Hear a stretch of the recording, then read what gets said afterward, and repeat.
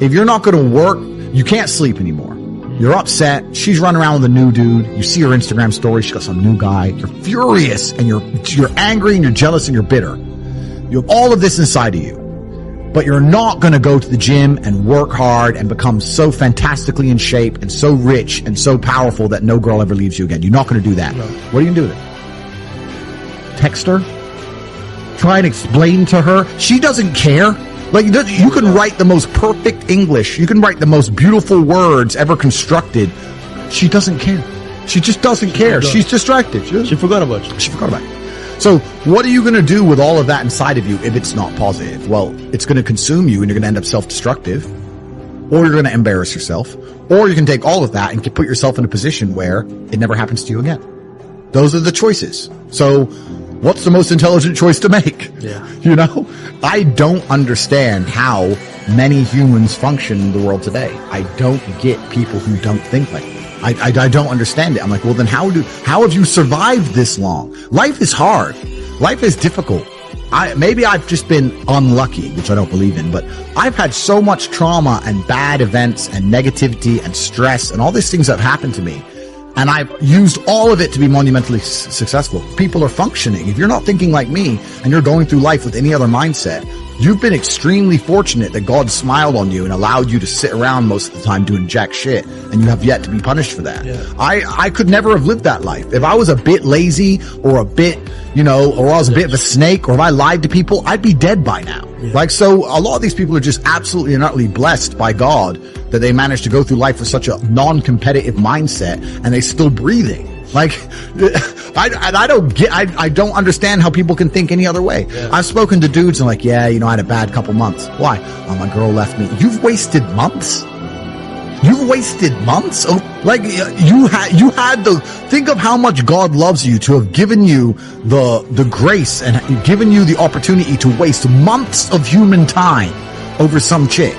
Like, talk about blessed head to toe. If I waste months, empires are going to collapse. I'm going to end up in a cell or dead if I waste months. I have things to do every single day. I can't waste a second. Like, these people are just absolutely infinitely blessed, and their mindset is a product of that because they're spoiled children. Absolutely spoiled children. Because there's a whole bunch of people out here daily who fail. There are men out here who fail daily and they have yet to feel the true consequence for it. They fail to go to the gym when they know they should have gone to the gym. They fail because they forgot their keys and it took them 10 minutes to find it. They fail because they replied to a question they got sent on WhatsApp the wrong way. They fail because they didn't smile when they were supposed to. They didn't say please and thank you to that person who helped them. They fail because they didn't say hi to that girl who's looking at them out the corner of their eye. They just fail perpetually. They go through life missing every opportunity and just failing. And somehow we've built a society which is so soft and God is so giving and so graceful that they still have a place to eat and somewhere to sleep, and they're still surviving. That shows how nice God is. Yeah. Because before this society, truthfully, if you were that level of failure, you would be dead. Survival of the fittest. You're survival of the fittest. And none of these men out here are fit. Yeah. Their mindset isn't fit. Their reality isn't fit. They're failures. They're failures. Yeah. And they're just failing every single day. And they go, oh, but you know what? Tomorrow I'll go to the gym. Yeah. You've been failing your whole life. That's all you've done is fail. And then you sit and wonder why people like me absolutely and utterly outcompete you. It is so easy to become a top-tier male in the world today because the competition is so ridiculously low. There are 2% killers like me, and everybody else, amateur. Head-to-toe amateur. They can't even pay attention to anything. They can't try at anything. They're amateurs. And it's really mind-blowing to me because I've tried with all of my computational power to imagine having a mindset different to mine. And I just can't see a reality worth having. I can't see a reality worth living. I can't see how you're going to build a life worth experiencing if you have any other mindsets. I've never seen somebody massively succeed and they didn't believe in themselves, ever. I've never seen somebody who just allows life to happen to them and become blown off course by some sadness, end up doing massively monumental and important things. I've never seen it. It does, and it's never going to happen because it's competitor. It's like crypto. It's player versus player. I can sit here right now at power. I can sit here right now and recall events that will prevent me from sleeping for 2 to 3 days.